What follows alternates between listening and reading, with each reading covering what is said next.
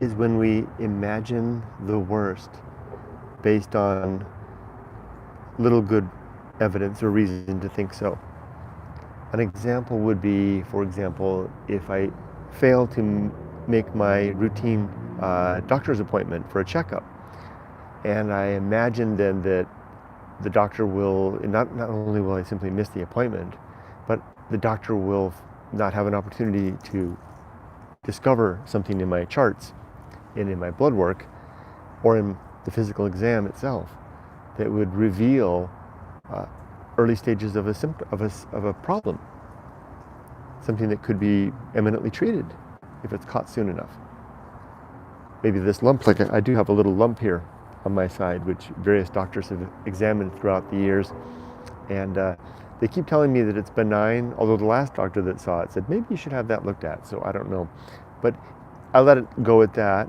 But imagine that in my mind, I ran away with it, and I picture that, well, I didn't do something about it, and it's getting bigger, and oh my gosh, what's going to happen? Is it going to be? Is it actually cancer?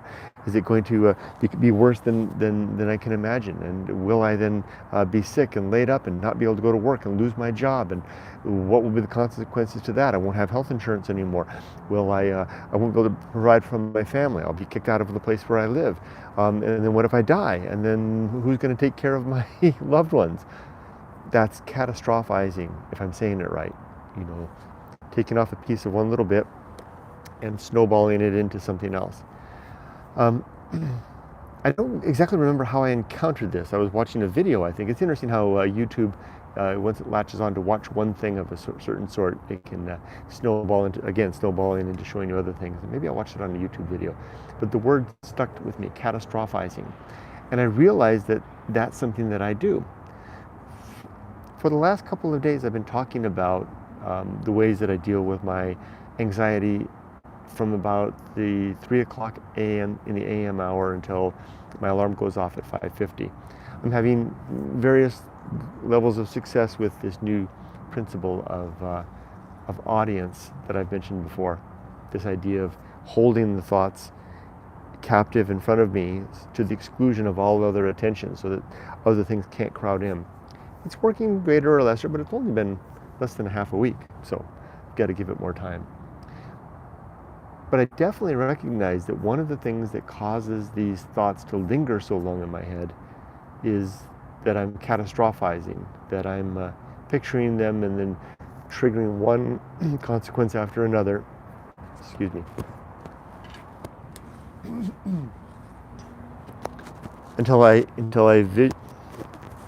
envision some terrible scenario that is not likely to happen. I'm very, very guilty of that.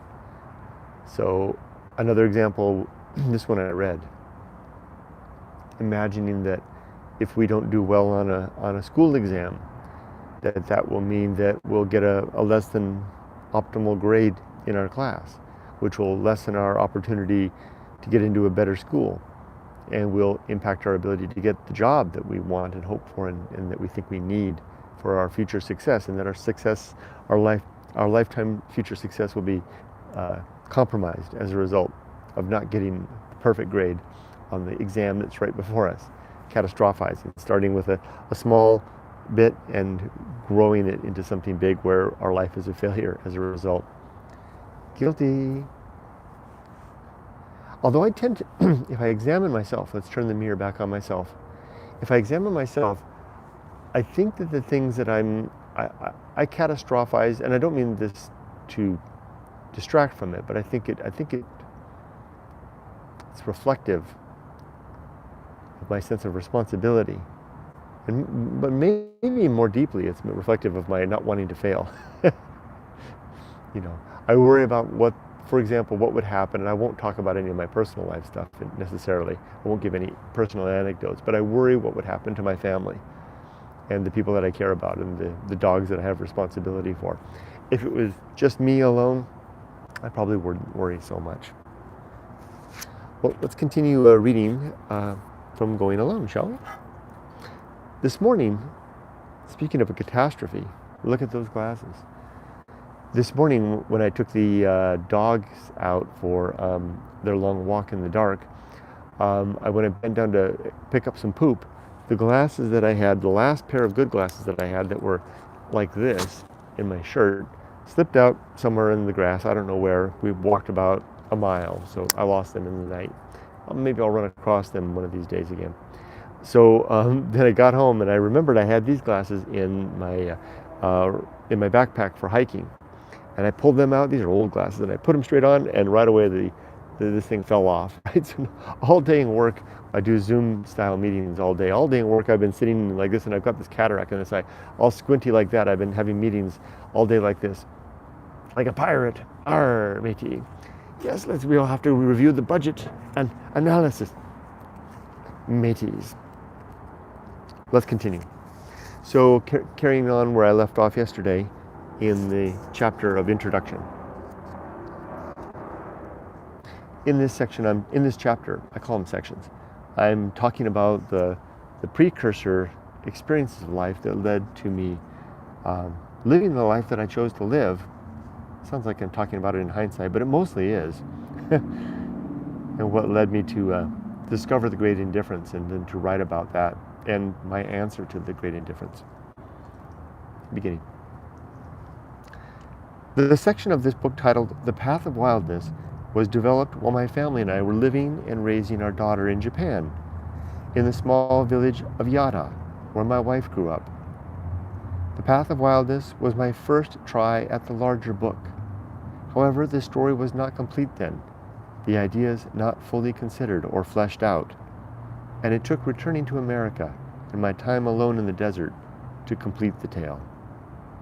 So originally, this book started as just a little chapter, probably about yay big, maybe about yay big, called The Path of Wildness, which was an essay that I wrote. And I wrote it as a consequence of going to Japan. If I hadn't gone to Japan, I would not have written The Path of Wildness. Mainly because there wouldn't have been anybody reaching out to me asking me, how did you wind up in Japan? And me scratching my head and saying, well, what was it besides saving up money and buying a plane ticket? What was it? What gumption did it take to wind up in Japan? Thus, The Path of Wildness. The section titled Anxiety Hike is from a blog post and video of the same name, and was added to provide a guide to anyone who might want to experience for themselves the landscape and inspiration for so much of this book's content. If you decide to try this hike, just remember to go alone for best results, though keep in mind that the landscape here will kill you and is incapable of shedding a tear. So another chapter of the book, bigger than Path of Wildness, is the Anxiety Hike, which is where I retell the route that it took for a very momentous hike, a very significant hike in the desert, where I really think I finally uncovered the great indifference and saw it for what it wasn't, and was then able to think about it. And there is a video and a blog post of the same name. My book contains some characters such as the Muse, the Ghosts of Siberia, the Soulless Beasts, the Desert Killer, and my Little God, deliberately lowercase, just that last one, Little God. These characters are, of course, fictional, and were created as foils to my own reflection on the character of humanity's encounter with something I call the great indifference, which is defined and described in the sections titled The Cast and Going Alone. So I have characters that appeared in the course of writing this book that I didn't necessarily think would appear. I didn't meet anyone out there in the desert, but I did meet ideas, and I did take some of those ideas and give them form and substance in the things that I encountered in the desert, mostly rocks and ruins. Place names are nearly all made up. Black Mountain, the Deepwater Wilderness, and Volcano Wilderness, as well as places like the Sandman's Bed, Mount Wildness, the Woodsman's Cabin, the Edge of Deep Water, and the Home of Faith, are my own names for places without a name, or which I renamed for my own purpose. Siberia, Baghdad, Black Ridge, and Campo No. 1 are real places, some of which are described well in Joe de Cohoe's excellent book, Silence in the Sun, which shares the history of settlement along the stretch of railroad and Route 66 between Barstow and Needles in the eastern Mojave Desert, where much of this book was written. The stone-lined footpath at Siberia is real. Please be careful to not disturb the stones if you go looking for it. So not only did I name the characters that I discovered in the desert, or that I instantiated out of the wastes from my mind's eye, I also gave names to the places. Some of them are real, some of them are. I don't feel sad making up a name, because these places didn't have. I'm sure these places didn't have any name, so I'll take liberty to do that. Although those names extend no further than my own book and my own imagination. That little path, there is a stone path, and tomorrow at this time I will be in Siberia, and I will be able to walk that path again, the path of wildness, the true path of wildness, a short route from nowhere to nowhere, just like life, and it's truly out there at Siberia. I sometimes refer to biology as though it were not simply a branch of natural science, but almost some entity or quality of our nature. In fact, I'm using this word as a label to describe our innate drives and motivations, particularly those which are a result of our genetics. I use biology where others might use the word instinct, though my meaning is intended to be more comprehensive and reflective not only of the qualities of our being, which are the result of our DNA programming, including epigenetics, but also the possibility of more comprehensive programming by our society, upbringing, and times. There is some biology in the behavior of an ant colony which cannot quite be nailed down to any particular genes within the individual ants. It is this emergent quality of groups and society which is somehow rooted in what we are, yet nevertheless transcends the individual. This is what I mean by biology. The sum natural qualities of what we are at the level of the cell, organism, family, community, and civilization. This is probably as close as I will get in this book to anything mystical or spiritual, though I'm confident even the mystery of the programming of groups will one day give way to the inquiry of silence. So when I use biology, I'm referring not to natural science, but to all of this stuff, namely the consequence of the interactions between us that cause us to work more as a collective group. I guess I could use it more as like a social term. In fact, there is a principle called the social principle in the good life. My only regular companion in the desert is my 2004 BMW R1150 GS adventure motorcycle. No longer that bike. I've now got a 2003 BMW R1150 GS adventure motorcycle. I switched bikes after my bike died. My only regular companion in the desert is my 2004 BMW R1150 GS adventure motorcycle, which both delivered me to and from the desert and kept me entertained with pleasant distraction when the deep void of nature triggered a response of panic or despair, and I ran. The desert is the perfect environment for this type of bike, which is branded a dual sport adventure tourer, capable of both street and light off-road riding. Though I never rode it far off-road, preferring my own 2 feet for such travel, the bike was nevertheless ready for any dirt road or double track I chose to follow, and I couldn't imagine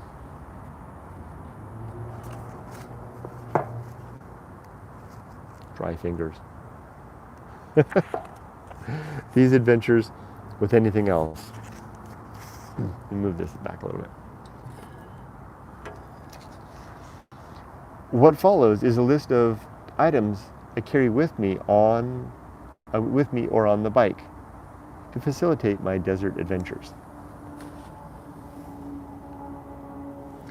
And then I provide a long list of all the stuff. It takes up 2 pages of all the things that I take with me.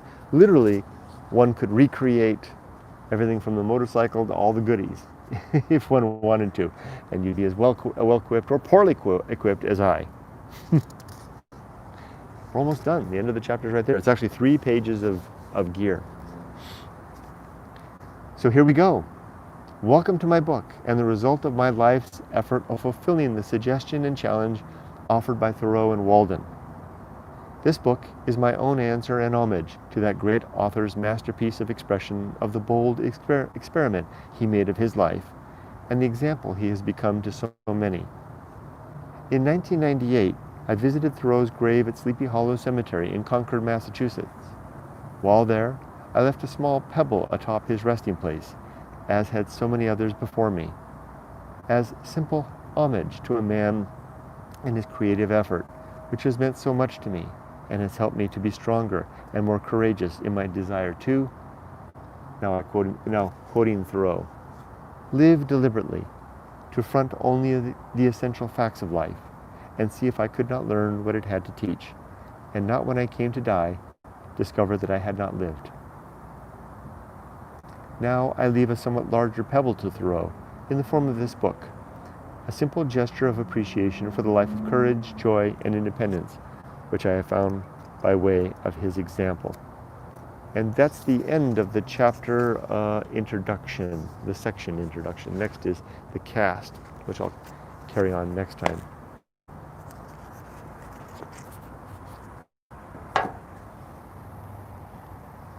Come a little closer so I can read any comments. Ken says, good evening, Kurt. Good to see you on. Good to see you too. Thank you for joining me. I'm furloughed tomorrow. Frankly, I didn't even know what furloughed meant until COVID came, but the city that I'm working at, to save money, has asked its employees to take furlough. So I've got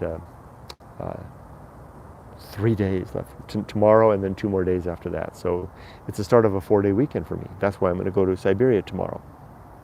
Jay King says, hello, Kurt. Hello, Jay King. Captain Canada.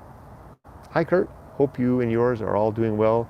Much love from Canada. Thank you very much. I don't know why I want to do this when I think Captain Canada. Pardon me.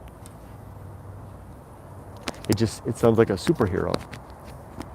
Well, I guess we got Captain in America. Why can't it be Captain Canada, right? Definitely. Thank you for your well wishes. Captain Canada, no school like the old school. Rock those glasses. Haha. Yeah, they are old school and they're broken, no less. They're my last pair. I ordered new glasses that will be here on Friday. Cloud S says, do you prefer the Beatles or Elvis? I'm not a big fan of either. I prefer Depeche Mode, but only recently. But if I had to choose between the two, I'd probably choose the Beatles. Hi, Kurt, says Will. Hi, hey, Will. Pirates Bay says, hello, Kurt. Hello, sir. Hello, back to you, sir, or madam. Bringer of Rain. Hey, Kurt, I've read your book. The Great Indifference doesn't seem to scare you. How is that? What a great question. And thank you for reading my book. I have to take my broken glasses off to consider that.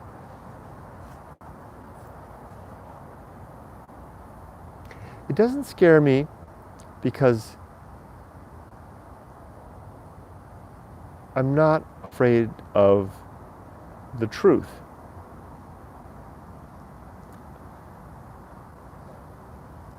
What scares me is imagining that I'm missing the point. Not the point.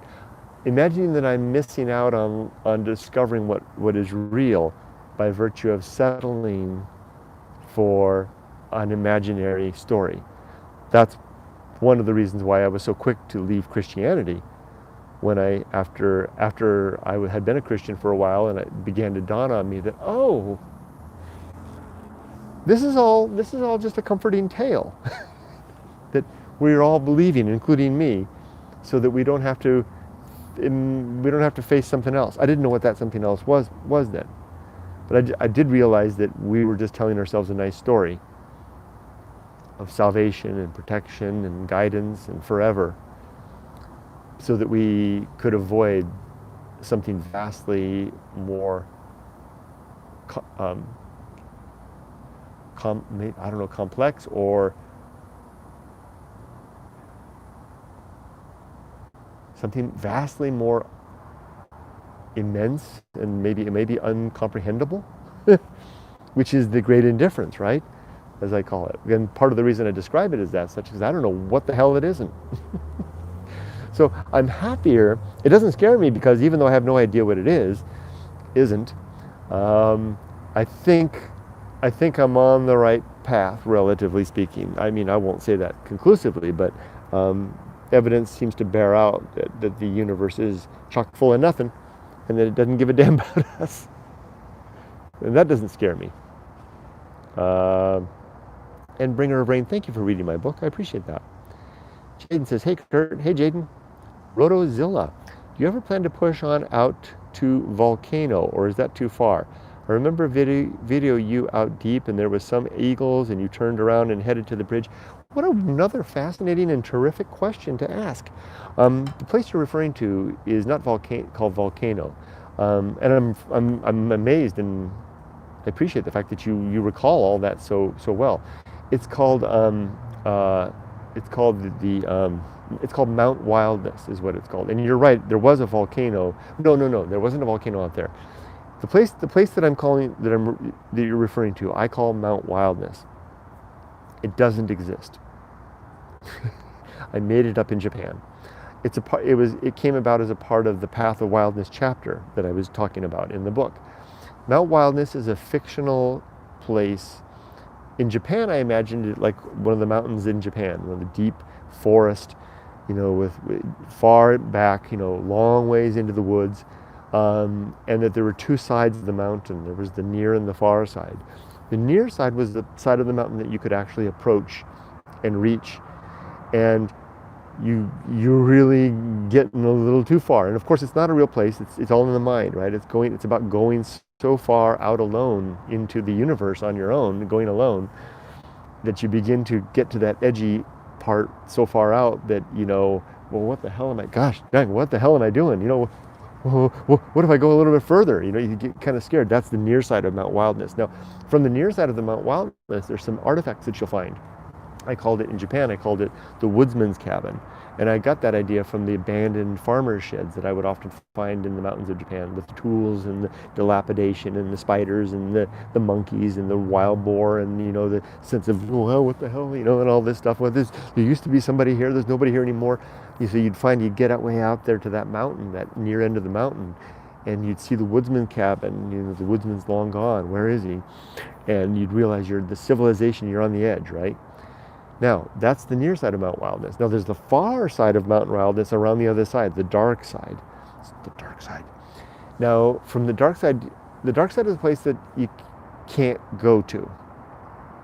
Or if you do, you won't make it back. And if you do make it back, you won't be the same. What I mean by that is that's when you've gone too far. When you've gone so far into the great indifference that you come back, that you can no longer relate to all of this and you and me, because you've disconnected too much. It's a danger. This is the danger this is probably what would have happened to me if I hadn't met Yumiko when I was 24 years old and wound up settling down with her. My relationship with my wife and my connection to her and the grounding that she did was the tether. In the book, I talk about going out into the desert and feeling like you're at the edge of a long spider's thread that leads you back and connects you to the people and the family and the society and all. And the further you go, the more thin that thread gets. And when you're on the near side of Mount Wildness, it's just about as thin as it's going to get and taut as it's going to get. Go to the far side, you might not get there. No, you might not come back. Might snap. The thing about it, though, is that's really spooky is that there's a howling. When you get on the near side, there's a howling that you can hear around the other side of the mountain. It's the dark side, the other side. There's something out there. That is the deep indifferent wilderness. The loveless, just the potency of life, of nature and biology again, right? The cruelty, the uncaring, the blood, the teeth, the claws, all that stuff, right? That we've managed to tame in our hearts and amongst one another. Again, you can hear that howling on the other side, and it would take a braver soul than I to go out there. So when I came back to America, I had I just was a nebulous thought in my mind. In fact, I made some pictures. I drew some pictures that I made into and did some photo stuff that made it into the path of wildness. I've got a picture out there somewhere that actually shows it in my mind. I kind of created that. But anyway, here in America, when I began exploring out in the deep water wilderness, I actually found a mountain on Google Earth that I decided is Mount Wildness. And it's been my goal for years now to reach Mount Wildness. The only problem is I literally, like when life begins to resemble fiction, right? I literally might not make it back if I try to go there. So the one hike that you're referring to when you saw the eagles, that was as close as I've ever got. That was called the Cold Gate hike. And where I saw the eagles was where I had reached this giant rhyolite dike, and where the past rivers from the Pleistocene here broken through into this valley that I call the Valley of the Soulless Beasts. Again, just names I made up. And when I passed through that Cold Gate, I just called it that. It could be a hot gate too. But I think that's from the Hobbits. When he passed through it, that's where he saw the eagles in the Valley of the Soulless Beasts. Now, on the other side of the Valley of the Soulless Beasts, which is about a mile in circumference, is a large, rugged mountain range of low mountains. And I've somehow got to get through those mountains to make it to Mount Wildness. And I'm scared to death to do that. It really scares me. And frankly, I was considering doing it tomorrow. It's the perfect time. It's December 3rd tomorrow. The weather is going to be about 75 degrees, 70, and then on Friday it's going to be 60s. Perfect desert hiking weather. I can go with a minimum amount of water. It won't be too cold. The desert killers are not there. So if you read my book, I talk about the desert killers. The desert killers stalk the desert in the hot and the cold season, the one being the heat and the one being the cold, that can kill you. This is the window of time, brief window of time in spring and autumn, when you can actually go deep, deep, deep into the desert, and the killers are nowhere to be found. Yet I am scared to death to do that. Someone just went to the site from Seattle, Washington. Welcome. So hopefully that was a long-winded answer to your question. And thank you for remembering that, Rotozilla. Jaden, what happened to your glasses? I told the story when I first started it, basically. I lost my other glasses this morning walking the dogs. I picked these up, put these on my last pair, they broke. Now I got broken glasses. This is all I got till Friday when my new glasses arrive. Henske2. Hi Kurt, I think you need to push down your glasses behind your right ear to fix them to your face. Well, see, I don't have a thing like this. How's that? Is that better? Hey, that's better. Good. Thank you, Henske2. Oh, I didn't know they were broken. Yeah, just like me. Love the song yesterday by them. What song? Dark Sep. What song? Oh, Depeche Mode? Is that what you're referring to? I don't know why I've suddenly discovered Depeche Mode after all these years. Wow, the policy of truth. What a great song. Although I don't agree. Jaden says, I think the concept of an afterlife and consciousness after death is for those afraid of the dark. Well put. Bingo, snap, bang, there you go, right? I mean, well, it's understandable. I mean, this is fun, right? I mean, it's better than what we had before this, right? Which was nothing. So I agree. The only problem is that, they want us to buy into the thing too, right? Which is no, don't teach it to my kids. You keep it to yourself. What did they say? It says religion should be like a penis, right? It's okay to have one, but just don't show it to others, right? Not consenting, at least they're not consenting. Twin Lamp says Mount Wildness. Haven't heard you using that term in detail for a while. It's because I haven't been out to the desert for a while, but tomorrow I'm going. I have one meeting. Shh, don't tell anybody. I'm not supposed to attend any meetings tomorrow. But I'm going to go to one meeting in the morning. And as soon as that's done, I'm hopping on the bike and I'm heading out for the desert for maybe 1 or 2 days. I'm going to be out there. Twin Lamp says, I love it. Oh, great. Bringer of Rain. I love your philosophy of going alone and at the unforgiving nature of the desert. The wild seems so daunting to me.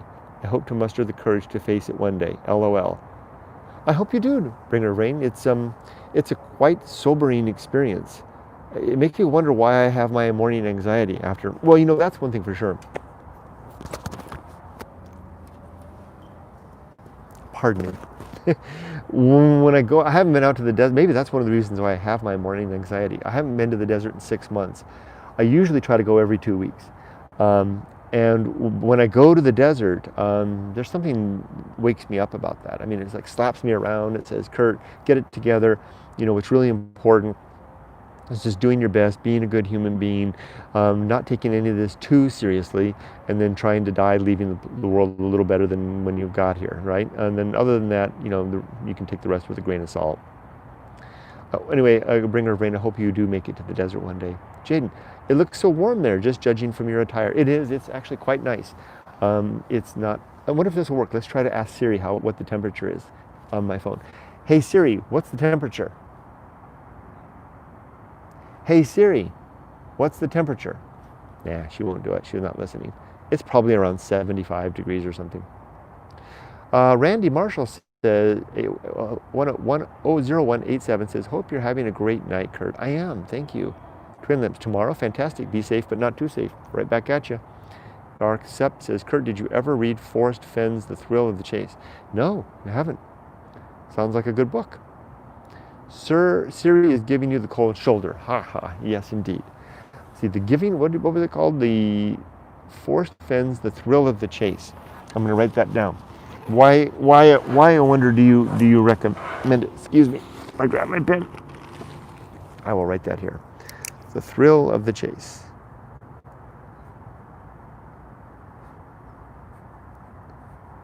Reading is my favorite thing, so I'll add that to my pile.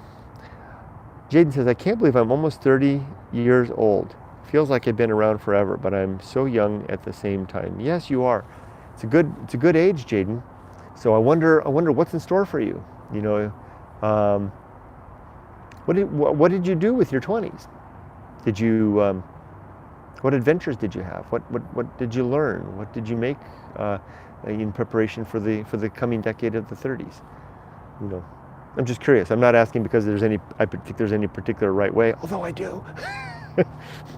And that way is basically I think the 20s should be to give to ourselves, a decade to give to ourselves, to become educated, to have adventures, to make mistakes, to sow wild oats even, in preparation for the 30s when it's time to buckle down perhaps, and if we plan to have a family, maybe find somebody, start the family, start the career and the like. Jaden says, I've been across Canada from Nova Scotia to Vancouver, also across the States. A lot of traveling, honesty. Wonderful, wonderful. And what's next? If you don't mind me asking. What is the 30s? What do you have in store for us, the world, with Jaden's decade of the 30s, I wonder? Well, I think I'm going to go ahead and wind down. I'll give Jaden a chance if they want to respond to that. It's going to head back now. Yumiko was working late tonight, so she should be arriving home just about any moment now. Emily was studying hard. We'll get back. We'll settle in for the evening. I'm going to read a little bit more of Crime and Punishment. Then I'm going to hit the hay and have dreams of the desert tomorrow. But I see another comment here. Genghis Scene. Is that how I say that? Genghis Scene? What a great name. I haven't been alone in the wild for many years. Recently, I've been feeling more and more suffocated in the burbs. I'm buying an adventure bike on the weekend, and I'm getting back out there again. Good for you! What kind of adventure bike are you going to get? Is it going to be an Africa Twin, or a KTM, or maybe a BMW, or a KLR bike? Jaden says, hopefully finding a proper career and meeting a girl I can settle with. That sounds like a really good and timely ambition. Good for you. I wish you all the best with that. And I hope you'll keep me posted on how that's going. That's wonderful. Hope you had a great day, so Rich says. Thank you. You too. I hope you had a good one. Akumbo. Hi and see ya. Hi and see ya. Darth Sepp, take care, Kurt. Take care, everyone. Take care, Darth Sepp. Jaden, thanks again, Kurt, for sharing a part of your day with us. Stay safe, but not too safe, as you always say. Indeed, right back at you.